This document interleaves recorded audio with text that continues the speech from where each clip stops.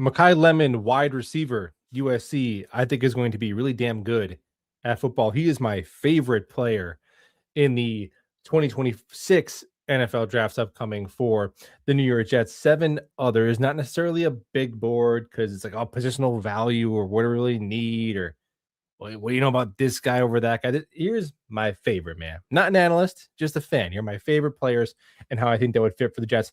Top 8.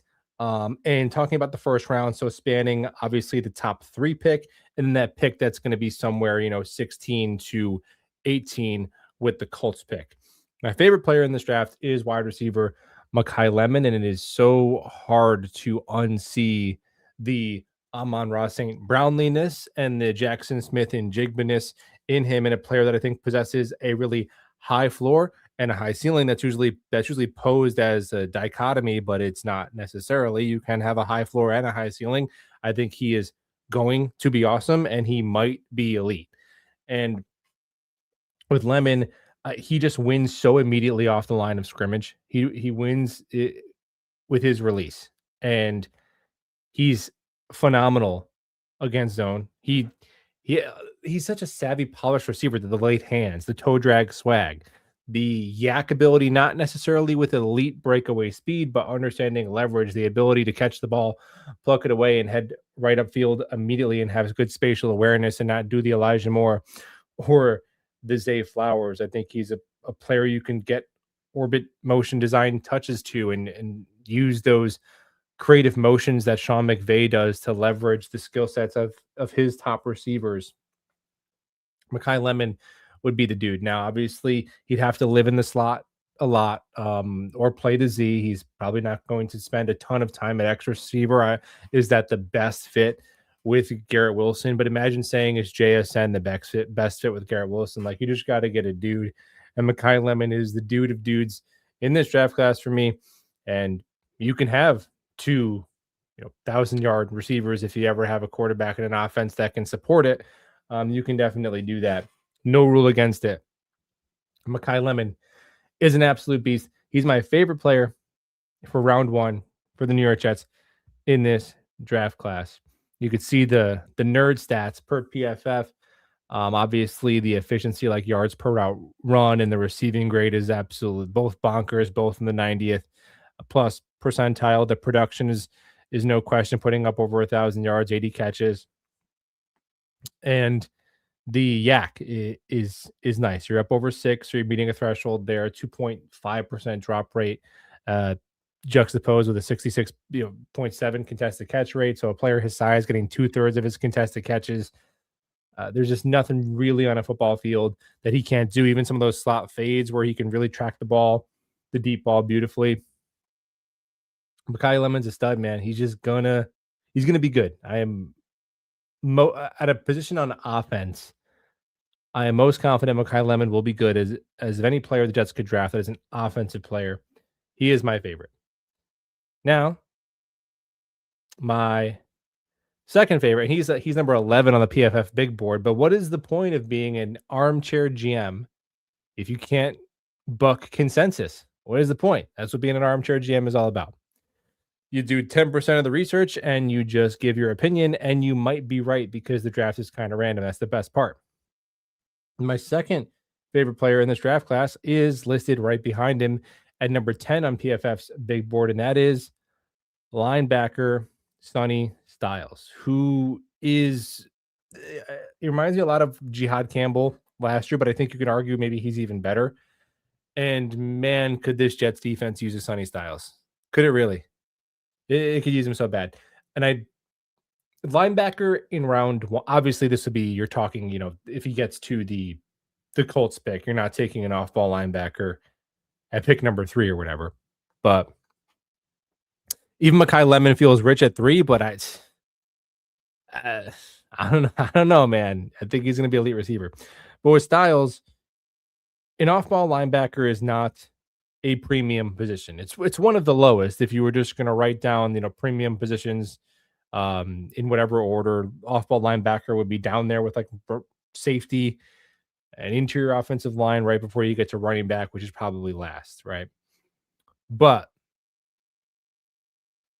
I think that linebackers who are excellent in coverage and really good in the run and can even give you a little bit of juice as a pass rusher. I mean, there's like one dude, it's like Fred Warner. Who else? It's a very, very scarce skill set. And the Jets linebackers have set records of ineptitude.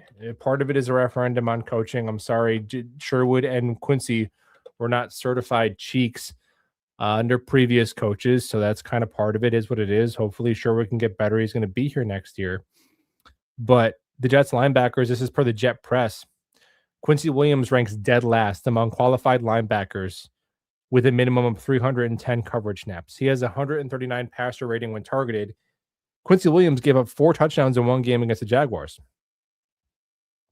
Sherwood, his analytic profile in last week's game was the worst game of his career.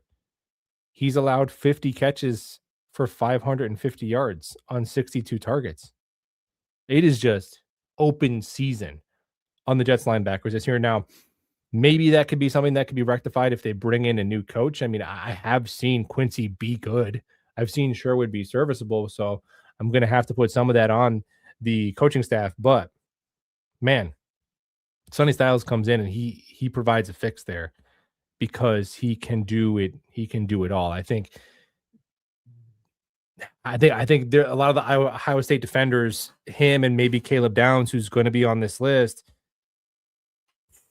If you're asking me who's going to be a perennial All-Pro out of this class, I might take my bet with Sonny Styles, but Mekhi Lemon only was number one because I have a bias towards offense and wide receiver is just a more premium position. But Sonny Styles, he could do it all. 0 missed tackles. How about this? Look at this. 88 run grade, 90 or in the high 80s in coverage and run grade, 0% missed tackle rate. Is just absolutely bonkers. And he's got all kinds of alignment versatility in his spreads over here as well. What a football player. What a defense at Ohio State. Sometimes I think that works against these individual players. You think, oh, well, they're all stacked, so individually don't stand out as much. Where if just Arvell Reese was on a lesser program, maybe he'd get more hype. I almost think it's that way sometimes. So number 1, Mekhi Lemon. Number 2, Sonny Styles. Number 3, for me, this is a player that I think if we're picking at 3 or whatever, and for some reason they didn't make a move for a quarterback and they have to take a position player, I definitely think this guy would be one of the first names that I would like. And I know he's not flashy. I know he's not sexy, but my number 3 favorite player in this draft for the New York Jets is Ruben Bain Jr., edge out of Miami. And we like the production. I like guys who get sacks in college. Now, he missed a couple of games in 2024, but besides that, he played the full slate in 25 and 23, so he got durability check. You have a season with 9 sacks and a season with 10 sacks. And the season where you missed a couple games, your snap count was lower. You had 4 sacks. So the production is good. The durability is good. The multiple years of production. And he was first in the country in pressures. He was third in hurries. He had double-digit sacks. His pass rush win rate is off the charts. His double team rate was high. He is not only strong as hell, but he has a bag. He has a swim move. He has a push and pull. Arms are short. If this dude had a long-ass wingspan, he would be straight away my number 1 player for the Jets. But he's got those alligator arms, man. And it's a historically small wingspan for a player at this position of his size. So it's a little bit of the Will Campbell thing last year. And that worked out for Will Campbell. He looked pretty good, but it was worth a little bit of pause, right? But Ruben Bain is a powerhouse. And I think the way that the Rams use a guy like Kobe Turner could be how you use Ruben Bain. He's probably better suited to be an odd front defensive end, but he could do it all. You could line him up all across the line of scrimmage, anywhere but the 1 or the 0. And he can cook for you. He can win from everywhere. And the Jets need an edge in base. And they need some reps from somebody who can win inside who's not named Juwan Briggs because they don't roster a defensive tackle who can win a pass rush rep who's not Juwan Briggs. So he is a WD-40 across your defensive line. He is a magic elixir. He is JFM on steroids. Ruben Bain Jr. The name sounds kind of busty. If we're being honest, it's not great. It's not Arvell Reese. Arvell Reese, the name test is a lot better. But Ruben Bain Jr., the film and the stats combined are pretty damn gnarly. He is number 3 for me. Number 4, he is number 1 according to Trevor Sikkema, and that is Caleb Downs. Man, ooh, it's just that balance. We keep trying to find that balance of positional value versus talent, and I know we had that talk with tight end. I think at safety, it's even more of an extreme because you're talking about a guy who is fairly consensus the best player in the class, but might be, I would say, even a less premium position than what Sonny Styles could do for you. But they're both like Sonny Styles or Caleb Downs are both just bringing so much to the back seven of your defense is unbelievable. It's so hard not to see. You know who Caleb Downs reminds me of, and it doesn't exist, but if you can imagine it, it would make perfect sense. If Jalen Ramsey just was a safety, just off rip, if he was a safety, that's who Caleb Downs is. He's a playmaker.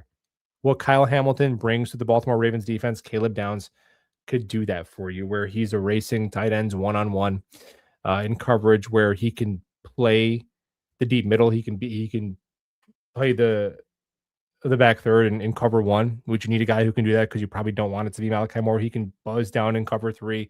He can play linebacker dime. He is everything on the back end. Now we'll get to Arvell Reese. I don't know how much I'm sold on the versatility when it comes to the edge linebacker hybrid, but the defensive back hybrid is more proof of concept with a guy like Kyle Hamilton being the prime example of that. Caleb Downs would be awesome, but obviously the positional value just knocks him down. All these guys are so close and so good that he is number 4 for me in this class. Hey man, we need a quarterback. My 5th favorite player in this class. Now, obviously, would I draft Fernando Mendoza over Caleb Downs? Yeah, I would, because he's a quarterback, right? Obviously, the 11th best quarterback in the league is way more valuable than the second best safety. So you kind of know how that goes. And with Mendoza, number 1, I got to catch up on some Dante Moore games, just to be honest, because I've watched almost all of Mendoza this year. It just worked out with like my schedule, whatever I'm doing on Saturday. The Indiana games just happened to be on. Oregon played a lot of night this year, but Mendoza, I've said it before. The things that are on the resumes of many a busted quarterback are not on the resume of Fernando Mendoza. You're not dealing with some sort of weird size outlier or a gimmicky skill set or a lack of experience or a lack of competition or character question marks, or a guy who was carried completely by a preposterously talented roster that was so much more talented than the rest of the competition, like some of those COVID era, Alabama teams. So if you point out a bust, they probably checked one of those boxes that Fernando Mendoza doesn't check. He's a football obsessed weirdo who's big enough, he's athletic enough, the arm is strong enough, and he does the position. I think the RPO that they run does require a fair amount of like quick decision making and awareness. He and there's been games where it's like I could see you winning an NFL game like that with some of his late drives. right? It wasn't you dumped off of a screen and a guy ran through some low competition for 80 yards, or you chucked it up to Jeremiah Smith. Like he's got some good receivers too. It's not like Indiana is full of bums, and they might have the best coach in the country. So I'm not trying to act like he's in a bad situation by any means. But you see some of those late drives and the way they closed the game against Ohio State, where they let him throw the ball to go win the game. It's like, yeah, that's how you do it on Sundays, man. So Mendoza would be number 5 for me, but he is my favorite quarterback in this class. Number 6. This is probably low for this player because I think that most, if you were to ask most Jet fans, who do you want if you are not taking a quarterback, this would probably be the most common name, and that's fine. All these guys it's almost like tiers. Will be better when I get a better do more research and the videos come like closer to March. I'll have tiers of draft players because maybe my number 1 guy and my number 4 guy are very close. So it's like, why do you like this guy that much more than this guy? Really, I don't necessarily. But number 6 for me, where is he? There he is. Number 2 on the big board is Arvell Reese, who, if you liked Jalen Walker last year, you're going to love you some Arvell Reese because he's a little bit more athletic, I think, and he's got longer arms. And he is, and like Jalen Walker, his play strength at 245 pounds is insane. I have no concerns of him holding up on the edge as a run defender in the NFL at that weight. Now, maybe he'll probably, you want to get to 250, whatever, eat a couple of Chipotle burritos uh and drink a 32 ounces of water, and you'll be at NFL edge weight. So, and he's obviously a young dude. He's going to add some natural weight, but I have no concerns with that. I don't think it's anything like a Will McDonald. This is a completely different player, right? So the play strength is absolutely bonkers, and he just ragdolls people and blows up the run all day long.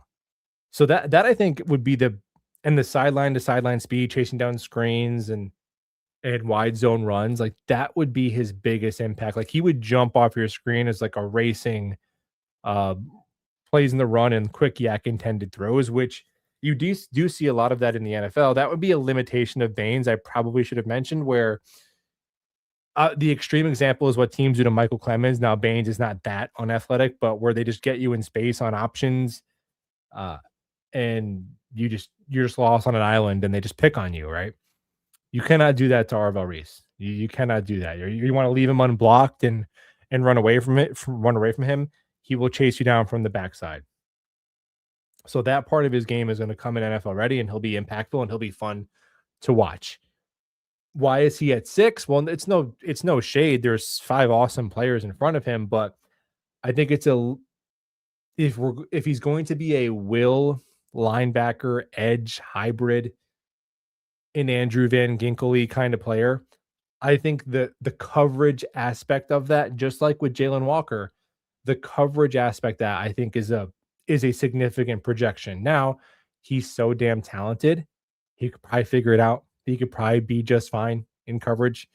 But it's a little bit of a projection, just like it was with Jalen Walker. And I think if you're taking a player who's got this body type and is this talented, to me, I would like to see him at edge. And I wish I could have seen him play a full collegiate season where he just stuck his hand in the dirt and got after the quarterback. Because I'm imagining what it would have looked like, and it probably would have looked like a top 3 pick. But because I saw Ruben Bain do it, and I can only imagine Arvell Reese doing it, to me, Bain would be higher on the list to me. But Arvell Reese is obviously a stud. So this is probably the most hot takey part of this is Arvell Reese not only not being 1, but not even being in the top 5, but being here at number 6 is Arvell Reese, of my top 8 favorite players for the New York Jets in the first round of the 2026 NFL draft. Now, we might be getting a little bit closer towards the Colts pick with these last 2, but we don't really know how it's going to go just yet. But my number 7 player is how many Buckeyes are on here? I think half my list is Buckeyes. My number 7 player is Carnell Tate. Carnell Tate is like the George Pickens of Rome Odunze's maybe. Now, the reason why I like Mekhi Lemon better than Carnell Tate is I would like to bet on the immediate winning with your release, your separation, and your yak, as opposed to your contested catch ability. I'm not saying that Carnell Tate can only do contested catches, but that is his forte. And if you're going to live that way, you have to be exceptional at it. And he truly, truly is freakish at contested catches. He's got that wiry, strong frame, kind of like an AJ Green kind of frame with the long ass arms and the big hands, and a 0% drop rate and an 86% contested catch rate, which is historic. This is not normal. This is insane. Now, obviously, and I think if he was asked to be a wide receiver 1, he could have given you more production. Although 9 touchdowns and 17.5 yards per catch, he's making big plays. He's making big plays. He'll like Moss 2 defenders at once. But if we're splitting hairs between 2 awesome players, I'm gonna lean with the guy who's better separator and better yak, opposed to the contested catch specialist. He is number 7. Now, this final player, and this would definitely be with the Colts pick. And it's not a need at all, really, or maybe even a fit. I just think he's kind of worth an honorable mention. Where you got him, Trevor? No Caden McDonald. He's going to be so good. I am the anti-one tech in the first round. I can't do it, man. I love Kenyon Sadiq. I think Kenyon Sadiq is just insanely talented, and he's incredibly young. And we're going to be looking back 3 years from now, and he's going to be a top 5 tight end. Now, I have proof of that? Not really. So it's just kind of he's my vibes guy. I think Kenyon Sadiq is going to be a beast. I felt the way about Colston Loveland, where it's like, yeah, he doesn't have the full resume. He had a higher drop rate this year, just like Colston Loveland did in his second season, where it was a lot better in 2024. He's so lethal up the seam on those hole shots, man. He is I think he would destroy linebackers on that alone. And he's not listed at like he's not a 260 pounder, but looking at his frame, he's not a Mike Gesicki, Dalton Kincaid, big wide receiver. Like, he can block. This dude is made of granite. And obviously Mason Taylor, you have him. So you'd be living in 12 personnel. And you have to really adjust your offense around that. This is why I don't think this is why he's number 8. Where if the Jets didn't have Mason Taylor, maybe he'd be higher. And I think that if you're, honestly, if you're looking at the combined production you get out of Taylor and Sadiq in the passing game, it probably wouldn't justify them both, one of them being a top 18 pick and the other being a top 50 pick, as opposed to what you can get out of higher drafted receivers. But there could be a world if Carnell Tate and Jordan Tyson and Mekhi Lemon are off the board, and the Jets, maybe they come away with a quarterback in the first round and they want that second pick to be a pick that helps that quarterback, like with Zach Wilson and AVT. They could feel that Kenyon Sadiq is the best weapon available to them. Like, they could have him ahead of Denzel Boston just as a pass catcher. So shout out to Kenyon Sadiq. Really good football player. Those are the top 8. Number 1, Mekhi Lemon. Number 2, Sonny Styles. Number 3, Ruben Bain. Number 4, Caleb Downs. Number 5, Fernando Mendoza. 6, Arvell Reese. 7, Carnell Tate. 8, Kenyon Sadiq.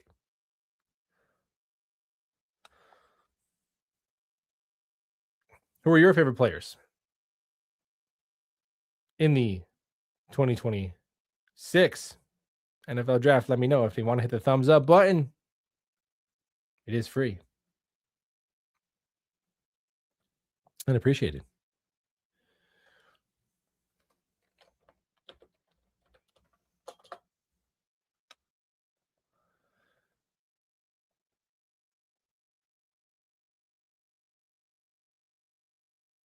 QB second round because Mendoza's going one. Yeah, they could draft a quarterback in the Shug realm for sure. Tanner says, crazy question. Is there any value in taking Gino's contract off the Raiders' hands? Wouldn't mind him for a year and then backing up Mendoza. I mean, last year I would have said yes. I know the Raiders are a mess, so maybe Gino still has some ball left, but I just don't think he wants to be here. And it's after seeing how this year went with him and how much money he's still owed, and at his eight, now he's at his mid 30s. Look, you got to think outside the box because there's no great answer. And Gino is, not that long removed from being a solid NFL starting quarterback for many years, but I just don't think that is likely to be their solution. But you got to exhaust all your options, right? That dude Concepcion looks pretty good. KC Concepcion, yeah, wide receiver, he's good. What's up, DT? I don't care what his listed position is. Kenyon Sadiq is a dude. Yeah, Kenyon Sadiq is a beast, man. I'm trying to think of a tight end he reminds me of. Um, I don't know. I don't know. I have to think about that. What's a pro comp for Kenyon Sadiq? Yeah, I love me some Bane. I'm hoping Simpson kills it in the college football playoff, and just to give another option, maybe. I'm hoping he just has the biggest uh resume building playoff run. Ty Simpson, just to give another name in there that may be worth considering in round one.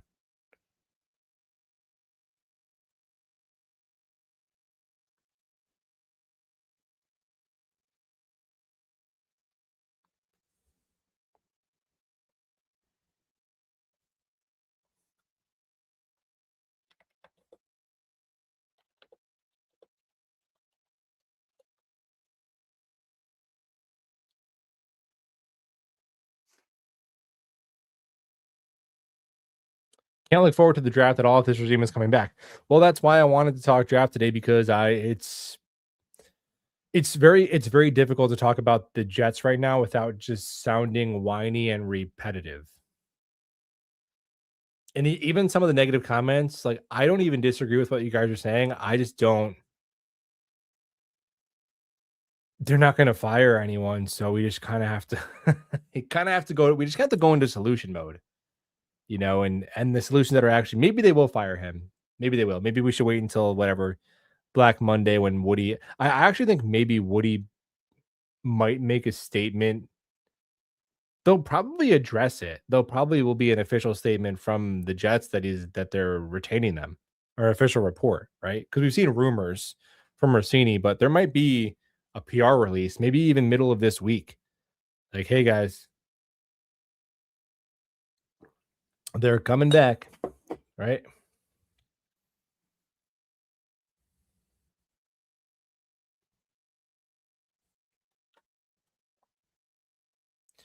Yeah, Ruben Bain is my dude.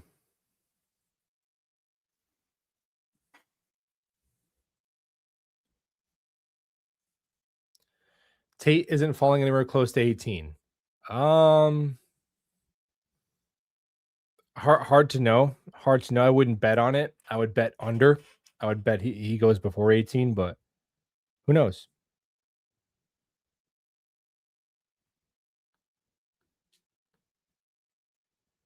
Consensus seems to be Tate and Jordan Tyson over Makai Lemon.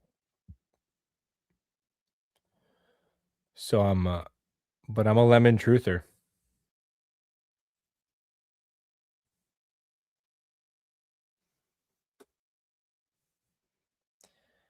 Downs and Tate, it might be tough to you might have to come up a couple of spots for one of them. But you could do I mean, I'm fine with that. I'm cool with Downs and Tate. Offense, defense.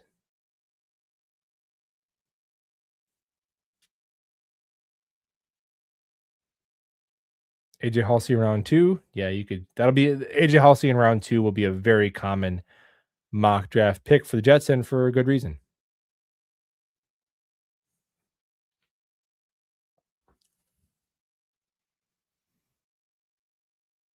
Oh,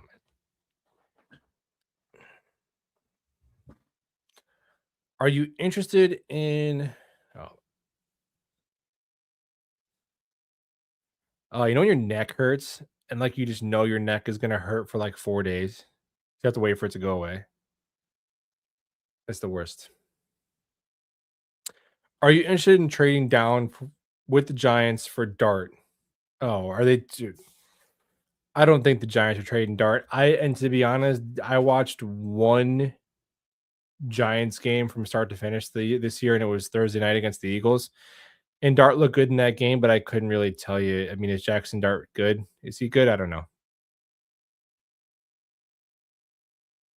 Um, but how would this even work? Would you trade down with the Giants for Dart? W- We'd have to trade up though, so we'd have to give them like more stuff and get Dart, or just give them a top 3 pick straight up for Dart. I don't know. It's dumb, but I would kind of want I want an untouched quarterback. You know, it's like a used car. You buy a car and you drive it for 15,000 miles. It's really essentially brand new, but it's worth like whatever 60% as much for no reason. But that's how I kind of feel. I want my own untouched college QB. I don't want the Giants little mini experiment if they try to, but I don't think they're going to trade Dart.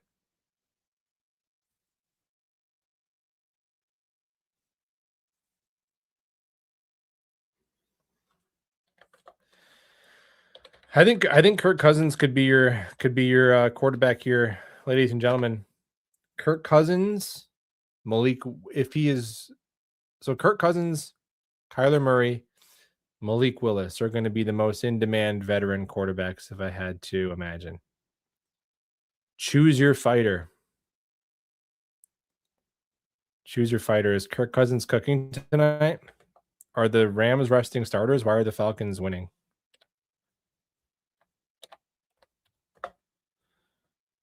Yeah, this has to be a. Oh, Stafford has 2 picks. Is Stafford choking away the MVP race in real time? Is Drake May going to be MVP? Damn it.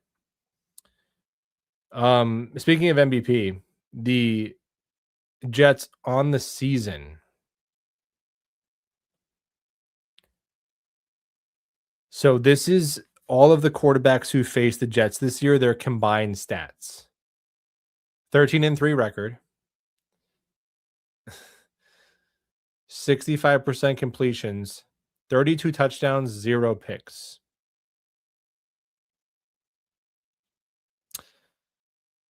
The Jets have the worst pass defense by DVOA since 1999.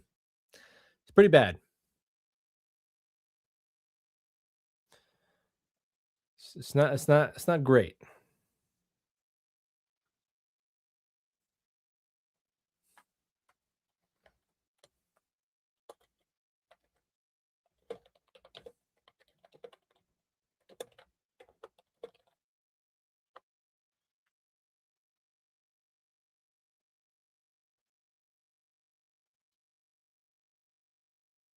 Arvell is LT 2.0. I mean, LT is a player you can't really comp. I think LT, Aaron Donald, it's even Micah Parsons, because I've heard that one before. I think it's just some players you can't really comp them. What's up, Ian? Bain at 3, Denzel Ward with the Colts pick, BPA in round 2 twice, and Kyler in free agency. Dude, what they're gonna do is going to be worse than that. So sure, yeah. I mean, it's better than Peter Woods and Peter Forrest and Peter Meadow, wherever the hell we're gonna get, and then Marcus Mariota. So yeah, I would take that right now. Now, actually, I actually think Muji will be fine in the early rounds of the draft. I'm actually not too worried about that. That's actually one of the. I think they're going to cook actually with these top picks, and that's what's. But here's, The mock draft is definitely more fun to do if you don't take a QB because of all the different positions you can get. But then once you have to watch the game, you're gonna be like, oh shit, we don't have a quarterback. Like, oh, thank God we got AJ Halsey, but now we have to watch Mariota, and then he's in the blue tent because he's got an ingrown toenail or whatever, and then it's like Brady Cook by November. But yeah, man, Kyler, if his medicals check out where they think he can go a full 17 games, a coaching staff is, because to us it's like, well, he plays Call of Duty and the culture isn't real. It is, but it's not in the way that we think that is. Like, we think culture creates wins. It's like saying wet roads make it rain. No, they don't. There's no, like, we're accountabilitying. And remember when Aaron Glenn screamed at Marcelino McCurry Ball? It's like next year, it's going to be like, replace culture and accountability with competence and winning. Competence and winning. Everything else is made up.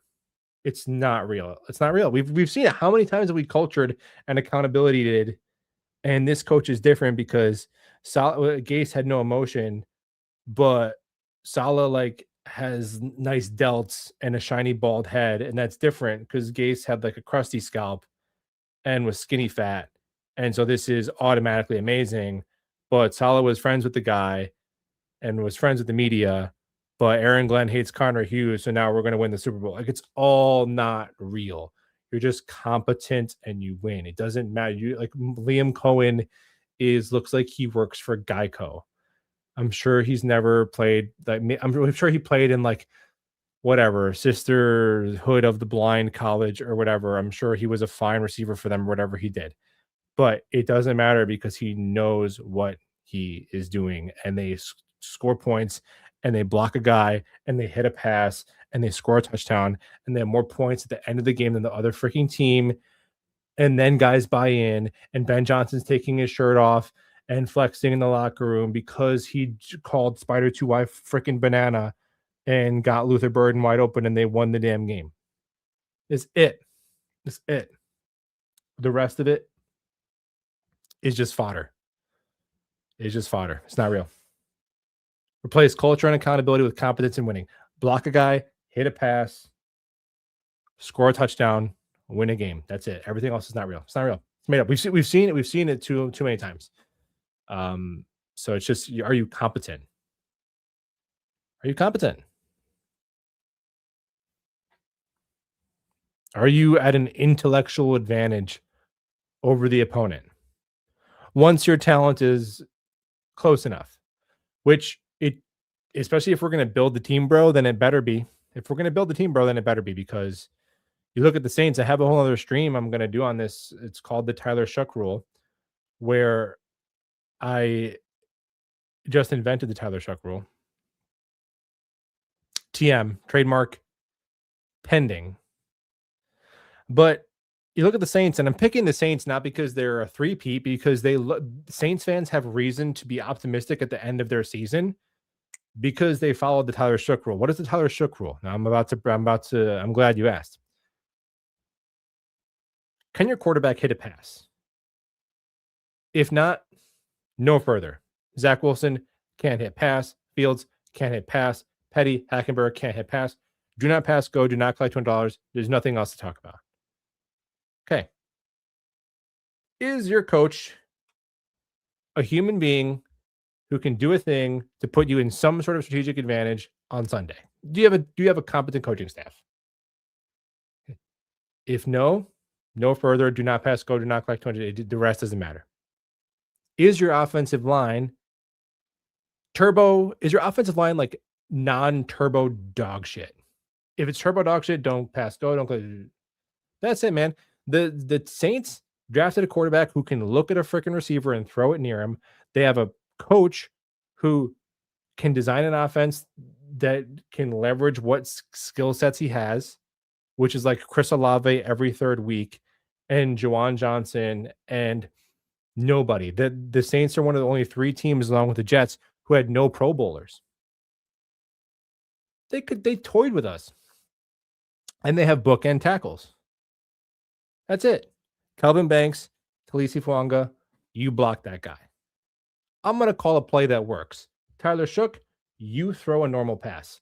That is it. And those three things alone have Saints fans feeling optimistic.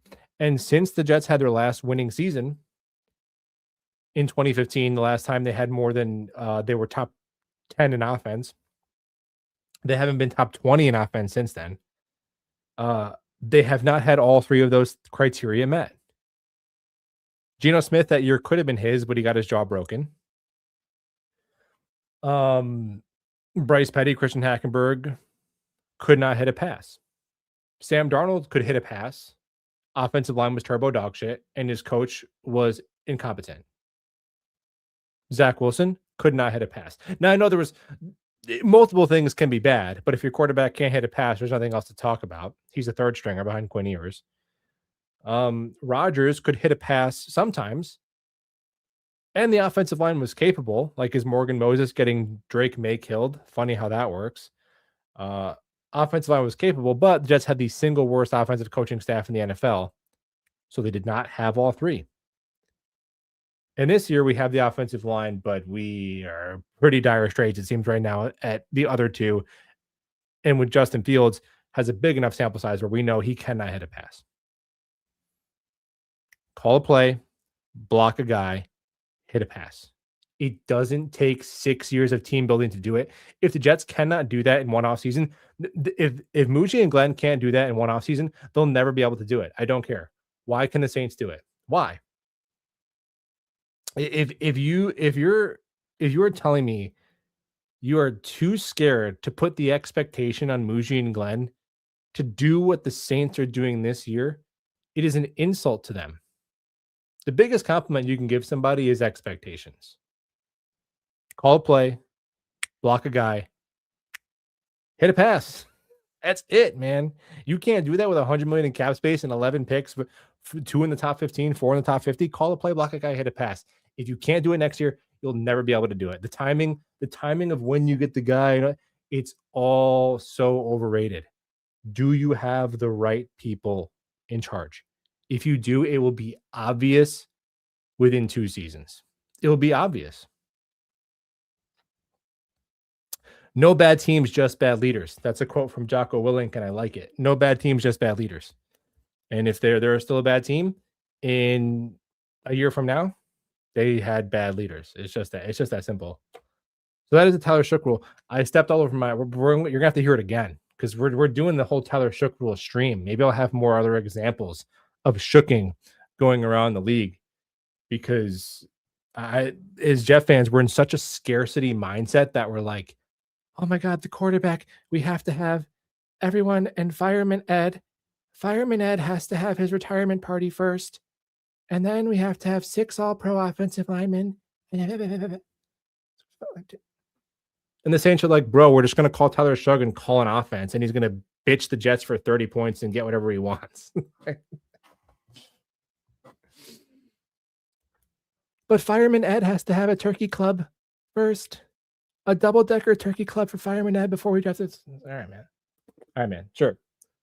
Fireman Ed has to have his dream lunch and a million other caveats before we can have a quarterback who can hit a forward pass.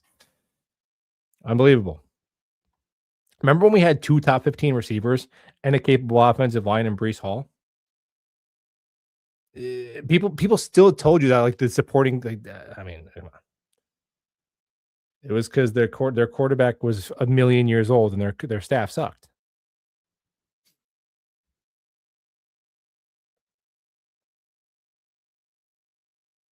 Yes, we are tanking for Peter Woods, aka Peter Meadow.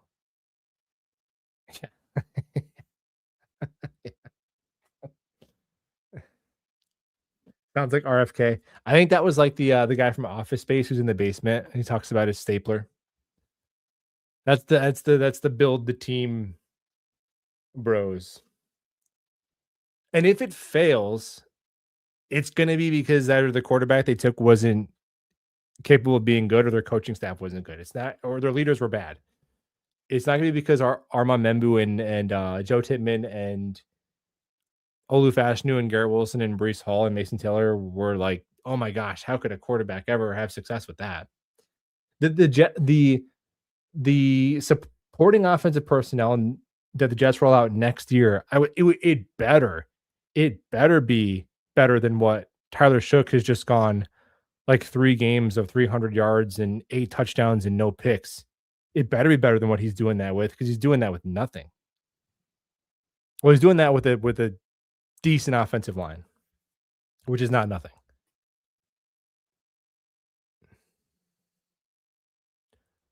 Problem is the Jets have the worst defense I've ever seen. That and that. But either way, if you're I think the easier way to me, the simpler way is you get I go back and forth on this because you could really do it either way. I'm not married to it. But I think now that the Jets have leapfrogged the Browns, you could trade up this year. And I think and there's precedent for it. There's precedent for trading up one spot within the top 5, and it typically costs about the value of the Jets' second round pick, the Cowboys pick. So if you could go up one spot and get Mendoza or more, I hope it's Mendoza, but Dante Moore could be QB1 for the Raiders. The Raiders could take him. So if you come up one spot, get Mendoza, um, and then you have your 3 first round picks the following year to further build around your quarterback. That to me is like much more exciting than trying to, hodgepodge a team together this year and probably spending maybe all 3 of those first round picks to move up from like 12 to 2.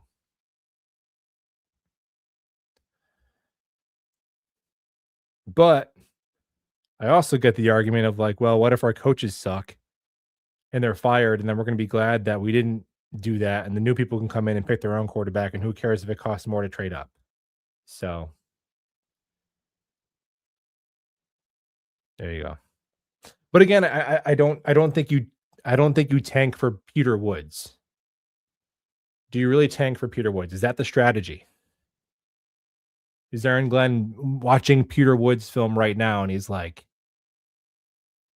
he tells the doctor who's like working on Garrett, he's like, "Call it, doc. We're going to get in Peter Woods. Garrett Wilson, you can go play Wii golf with Sauce or whatever in Gary, Indiana for 2 months because we got to get Peter Woods." Like, is that what they're doing? I can't believe some people will still deny that they're tanking. It's like they're not tanking, they just suck. No, it's both. They sucked when they tried, but now they're making sure that they can't even win a game by accident. Like any player who has like a pimple, they're putting on injured reserve immediately. Immediately. You think Brees Hall limped off? Do you think Brees Hall is playing week 18? No, he's not. If it was a meaningful game, would he? Of course. That's tanking. They are tanking. Embrace it, deny it. They are tanking. Thanks, Jake. Appreciate it, man. Brees is not the Bijan Gibbs, C-Mac, Henry, Saquon level. Yeah, I would agree with that. No, Bijan Robinson is definitely better than Brees Hall. Bijan Robinson has a gear of just Bijan Robinson moves like a video game, man. His agility is ridiculous.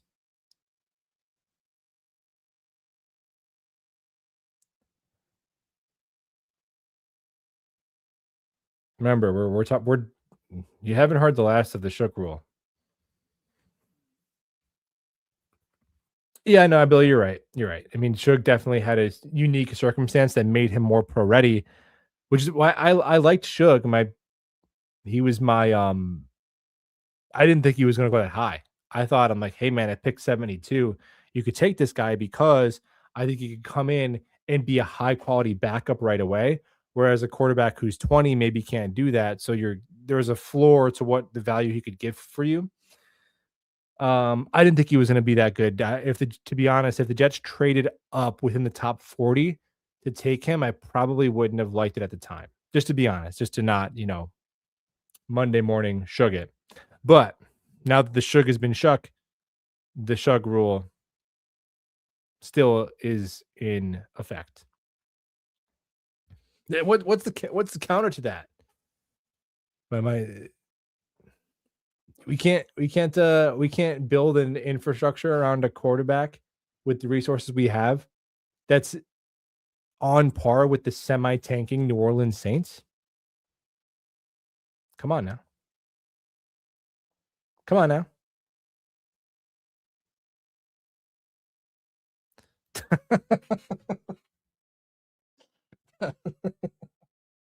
Dante Moore is young enough to be Suge's son.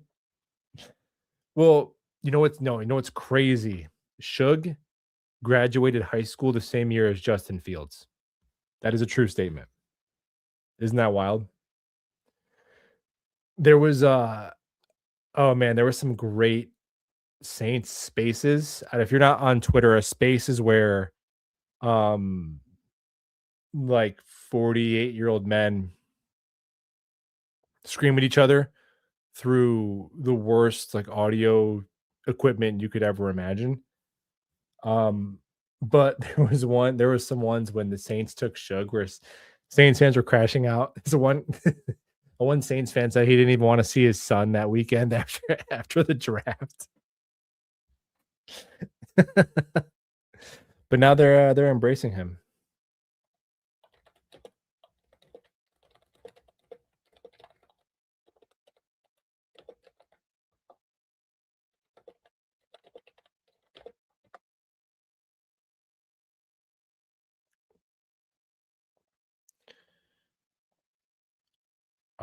Super chat from Carlos. Appreciate it, man.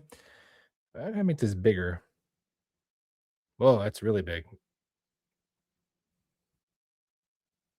I'm seeing my face closer up than I want to now, but now at least I can read your super chat. So at the trade-off I'll have to make, being a Jet fan is exhausting when the owner won't support growth. Bring back AG makes no sense. He set the franchise back years.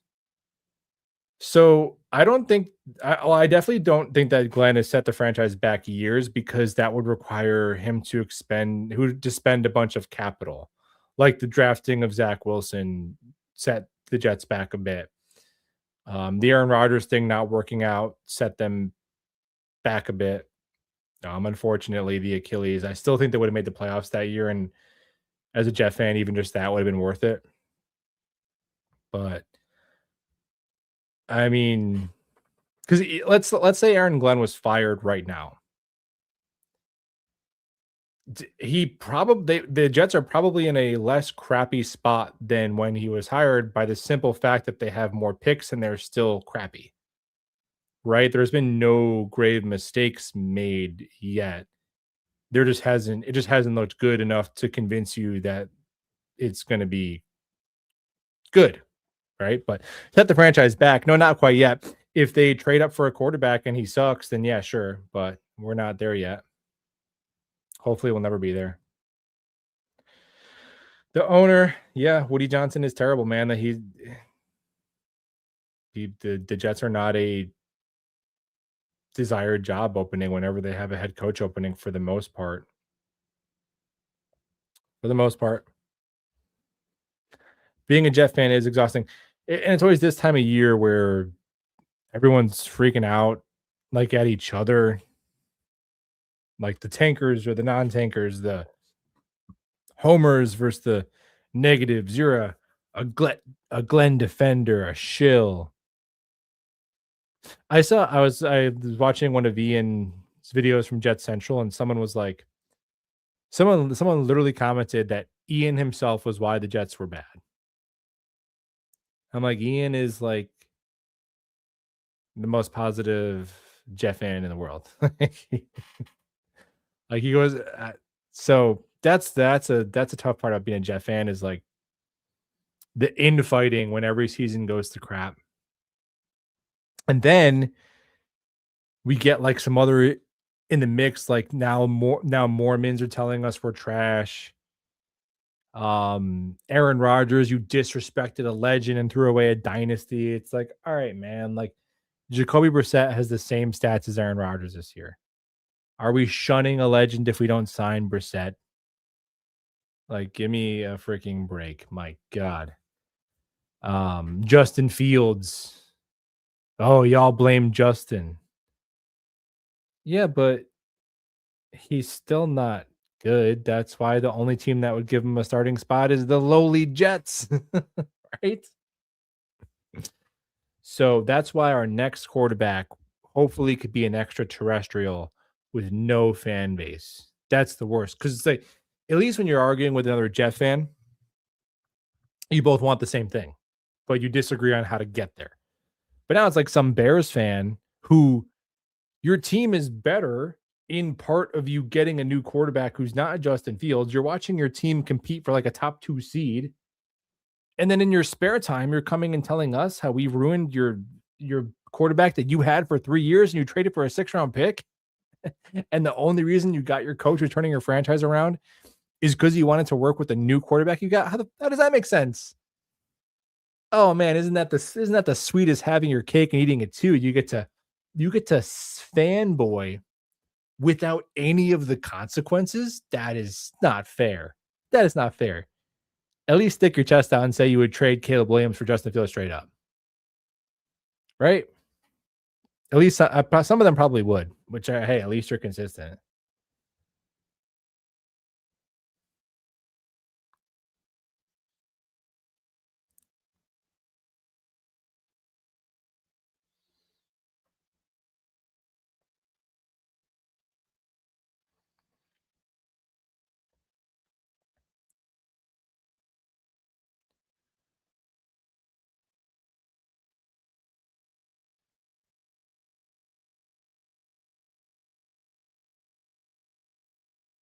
Matt O'Leary ruined the tank because he's a ginger. I think if Matt O'Leary had like dark brown hair, which is kind of hard to picture. Actually, I just pictured Matt O'Leary with like jet black hair, and it made me want to die. It was horrifying. I mean, Matt, no offense, like you're a handsome enough guy. The way your Irish genes are fine, but I just pictured Matt O'Leary with like my color hair, and it was very disturbing. I really wish I could unsee it, but because and Jake Asman is a ginger, so between the two of them, that's the reason why the Jets are bad or tanking or whatever reasons people come up with. It's so ridiculous. But yeah, Ian himself, this guy was like, "You're bringing the team down. Like Jermaine Johnson's a stud." Then the guy was also saying Aaron Glenn was good. So it's like the Jets have good players. Every year, the Jets have good players and a good draft and a good free agency, and their coaching hires and GM hires are all good. But then you look up at the standings and they're like 3 in a million. It's like, I think the besides owner, I think the if I just had to pick one, because obviously QB, coach, GM, I think GM is last just because I think GM would be third. But I think the first step, the first domino is nailing head coach. I think that's the first domino. Obviously, you need a quarterback, but to draft and develop a quarterback successfully, the first domino they need is head coach who can hire a good staff and do all the stuff. Hopefully, it can be Aaron Glenn. The last Jets head coach that I felt was a real complete CEO coach, but also in terms of the a three phases strategic kind of guy was Mangini, who I loved. I loved the man genius. I felt like those teams where it's like there's something he's cooking something. We're coming. They're doing something during the week. They're seeing stuff on film. They're bringing an intellectual advantage to these games. Because with Salah, you got that, but only on one side of the ball. With Gase, you didn't get it at all. With Bowles, you got it like below average all around. Like Bowles was like a diet Mangini in that sense. He wasn't terrible, like he wasn't an idiot like Gase, but he didn't really have a fastball. Rex was great on one side of the ball. I'd say Herm was like solid too. I think it was a different era too, where Herm was just a really strong leader, and just the way he probably ran like practices and just the preparation aspect was probably buttoned up. But in terms of like you're bringing a brain that can outbrain the other head coach. I feel like the last one was Mangini. Hopefully, the next one can be Glenn, and hopefully, we'll see that when they, are in their second year and they have all their guys and they're not doing a tank the last month of the season and all that.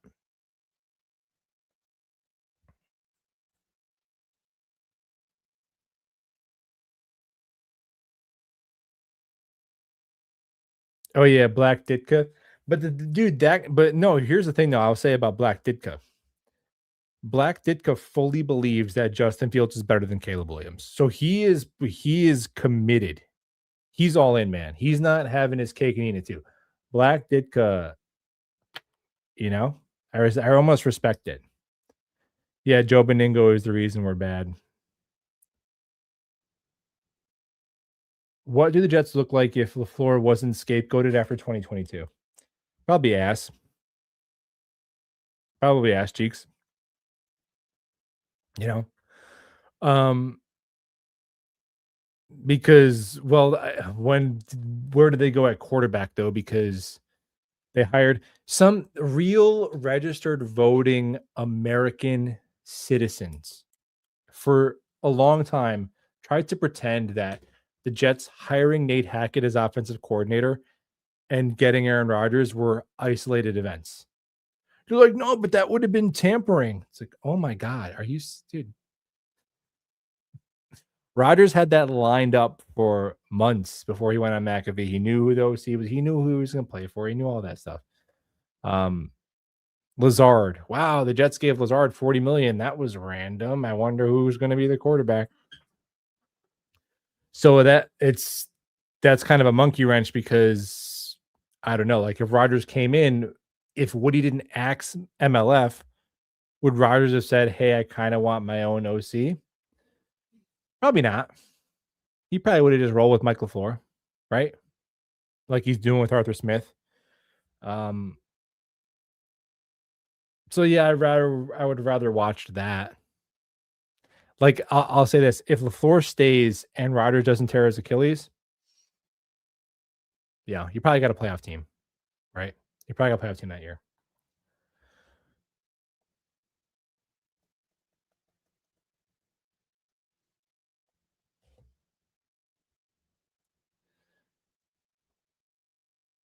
Well, some of this, but you gotta understand about some of these quarterbacks who have fan bases, and it started with Zach. I never saw anything like it. If I could redo the channel, like now that I'm a veteran podcast bro, I would have not. I would have just ignored it. I was like getting it. It's so insane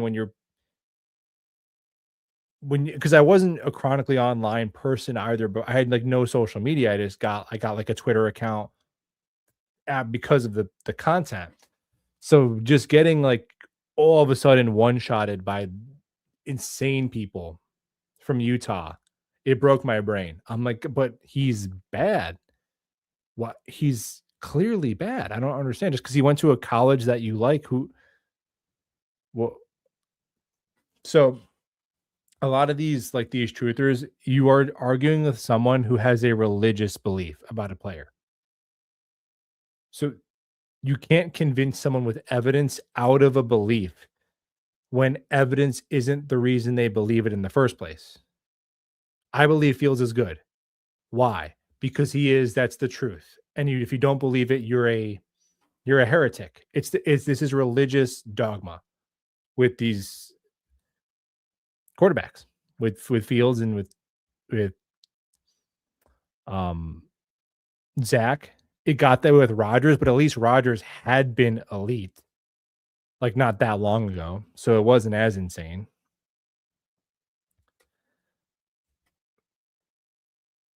But yeah, it's you're talking to just remind yourself of that. Like you are talking to a person about their religion when you're talking about a truther.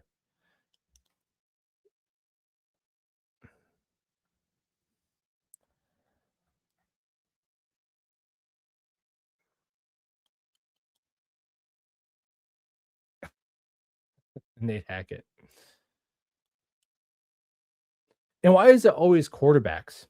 Why can't like a trash guard have a fan club? Why can't some bust some bust off-ball linebacker have a diehard fan base who defends him on social media?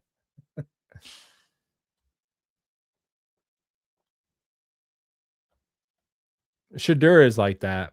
Um, but Shadur has a lot of people preying on his downfall as well. So that's just like a whole thing. Um, it's a different can of worms. It is definitely more common of fans of individual players than teams. That was not as common like 10 years ago. I think it started with the NBA. Once like, oh, sometimes I'll see NBA Twitter and they're arguing and it's like, oh, you Kobe fans or you LeBron fans. I'm like, what? I mean, you're like Kobe Bryant retired, he passed away. You're still I don't know, man. I don't get it. I understand. Like, I'm a Kobe fan. I love Kobe. Yeah, I'm a LeBron fan too. They're both awesome, but like that is weird. Like you're picking one or like Jordan or LeBron, like both pretending that the other one is trash when they're like the first and second best player ever, however order you want to put them in. A soccer is probably like that too. So that's kind of the way it's trending, more so like fans of players. We saw it with Jet fans where they were a decent amount of the fan base split towards Rodgers. And it's like, screw this team. I hope Rodgers makes us pay. I hope he beats Glenn on week 1 or whatever. I saw a lot of that.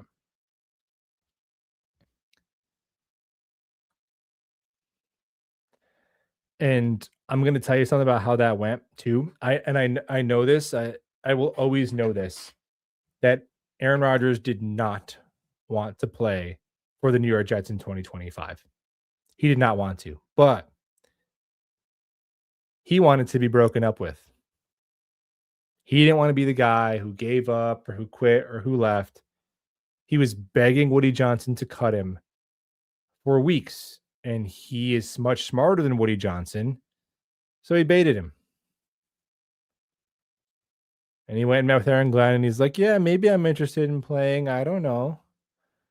And Aaron Glenn was like, "What the fuck, man? What does that mean? All right, whatever. You can go kick rocks." And then he was like, "Oh my gosh, I promise you, that's what he wanted. He wanted to be the victim." It worked. It worked. Half the fan base took it, hook, line, and sinker.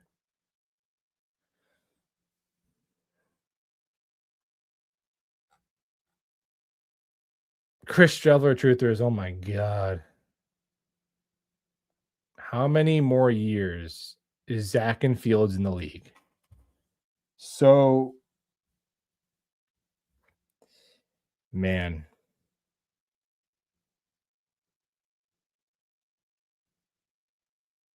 Fields, I would say, is in the league for 3 more years, and Zach is in the league 1 more year.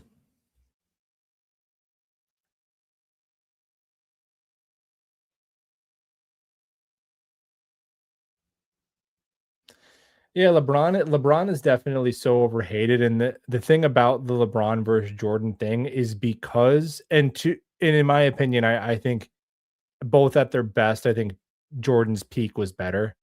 So it's a little bit of a peak versus lunge, and it's close. Their peaks are close, like 20. LeBron during the Miami repeat was, I mean, disgusting. He was like shooting 60% from the field, and a first team all defense, and 28, 8 and 8.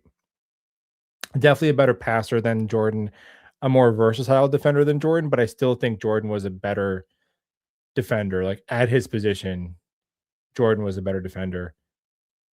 But the thing about it is because LeBron played in a social media age, everything about him is documented and over criticized. And because Jordan, it's fuzzy footage and documentaries, and he was playing dice and drinking and smoking cigars. Like it's so much easier to romanticize Jordan. And the fact that do one freaking day, do 2 3 peats in a row, obviously incredible. But you watch that documentary and it's like you could never make a documentary that cool about a modern athlete, right? Because it's the stories of the tall tales of Jordan. Where today, if you make a documentary, someone's going to go on Twitter and be like, "No, actually, I have the video and the footage of that, and that's not what he said." And here's it's not, you can't tell as cool of a story when the whole story has been documented in real time, right? That's the reason. Or people don't like LeBron. I think Jordan was more apolitical. Like, he really didn't care. He was like, it wasn't his favorite. His line was like, whatever conservative people or some, or I don't know if it was some demographic that someone insinuated he shouldn't be aligned with, and he was like, they buy sneakers too. Like, he didn't care.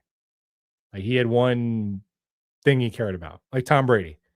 Tom Brady and Michael Jordan, like, that's all they cared about.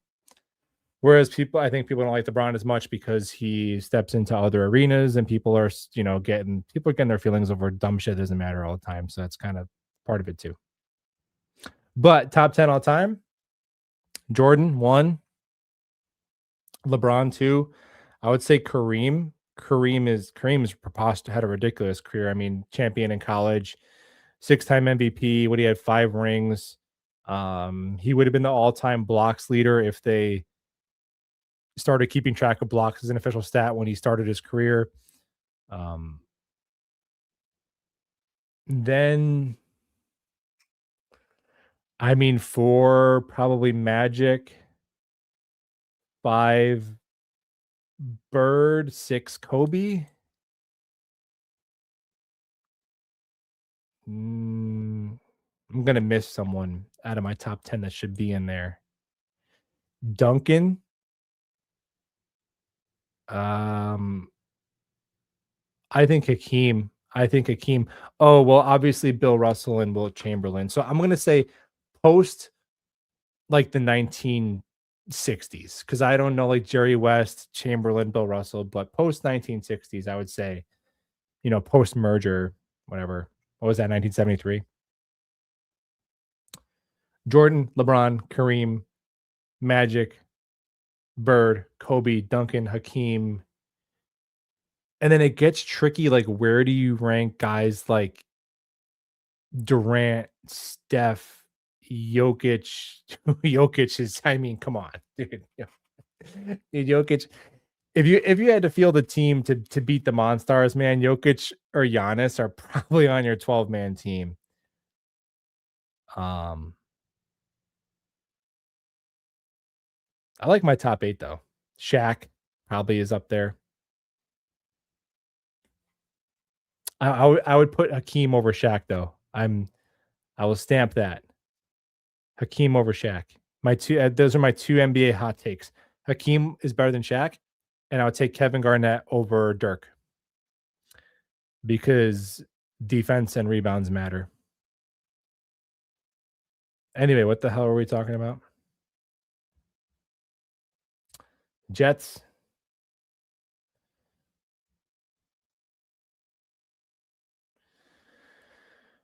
Um, ooh, Dr. J. Yeah, see, I think Dr. J has almost become underrated because I think he is remembered as just a dunk artist. Like, it's almost like a gimmick thing. Like, oh, you do cool skywalking dunks, when Dr. J was ridiculous.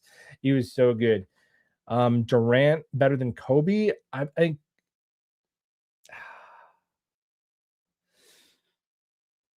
mean, man, it's, Kobe had the 5 rings. I think they both have 1 MVP, and Kobe was a better defender. But dude, Durant is just, yeah. I mean, I don't think I could push back on that too much. I don't know. I know, and Bird has a better resume, but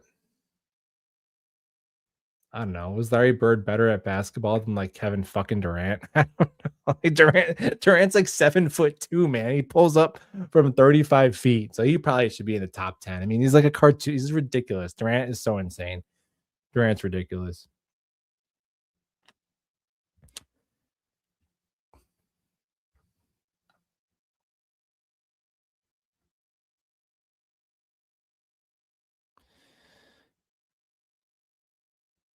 Muggsy Bogues, Kyrie, top 3 all time. Top 3 handles, probably best handles, honestly, ever. But